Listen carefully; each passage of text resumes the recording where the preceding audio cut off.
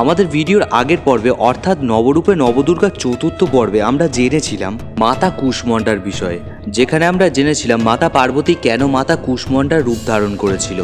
তবে আজকের ভিডিও অর্থাৎ নবরূপে নবদুর্গার পঞ্চম পর্বে আমরা জানতে চলেছি মাতা পার্বতীর পঞ্চম রূপের বিষয়ে অর্থাৎ দেবী স্কন্দমাতার বিষয়ে।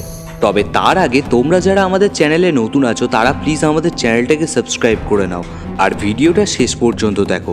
তাহলে চলো শুরু করা যাক। আমাদের প্রথম পর্বে আমরা যা জেনেছিলাম তারকাসুর নামক এক অসুর সৃষ্টিকর্তা ব্রহ্মার কাছ থেকে বর প্রাপ্তি করেছিলেন যে ওনার মৃত্যু একমাত্র ভগবান শিবের পুত্রের দ্বারাই সম্ভব। তবে অন্যদিকে ভগবান শিব মাতা সতীর দেহত্যাগের পর তিনি ঠিক করেছিলেন তিনি সম্পূর্ণভাবে যোগনিদ্রায় মগ্ন হয়ে যাবেন এবং দ্বিতীয় কোনো বিবাহ করবেন না। কিন্তু অন্যদিকে সমগ্র দেবতাদের প্রচেষ্টায় ভগবান শিব এবং পার্বতীর মিলন হয়। তবে সেখানেও এক বিঘ্ন ঘটেছিল, যার কারণে মাতা পার্বতীকে এক অভিশাপের সম্মুখীন হতে হয়। যে অভিশাপটি ছিল উনি কখনোই কোনো সন্তানকে নিজের গর্ভে ধারণ করতে পারবেন না। তাহলে চলুন জেনে নেওয়া যাক কী এমন কারণ ছিল যার কারণে মাতা পার্বতীকে এমন একটি অভিশাপ পেতে হয়েছিল এবং কেই বা এই অভিশাপ দিয়েছিল। যখন মাতা পার্বতী ভগবান শিবকে নিজের স্বামীরূপে পাওয়ার অনেক প্রচেষ্টা করার পরেও নিষ্ফল প্রমাণিত হন, তখন কামদেব সামনে আসেন এবং ওনার কামবাণ দ্বারা ভগবান শিবকে নিক্ষেপ করেন, যার কারণে ভগবান শিবের যোগনিদ্রা ভঙ্গ হয় এবং তিনি ক্রোধবশত ওনার তৃতীয় নেত্র খুলে ফেলেন।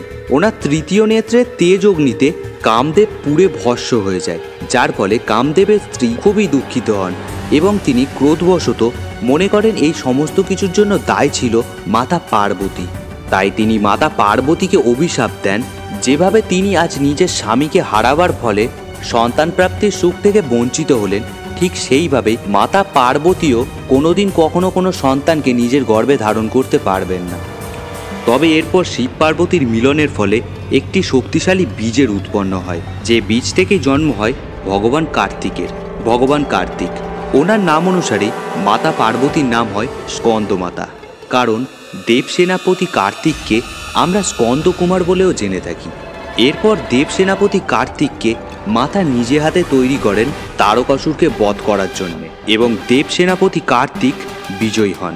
তিনি এতটাই বীর এবং বলবান ছিলেন যে ওনাকে এই যুদ্ধে জয় করার পর দেবতাদের সেনাপতি হিসেবে নিয়োগ করা হয়। এই ছিল মাতা পার্বতীর পঞ্চম রূপ অর্থাৎ স্কন্দমাতা রূপ সৃষ্টির কাহিনী। তো যাই হোক, আজকের ভিডিওটা এই পর্যন্তই ছিল।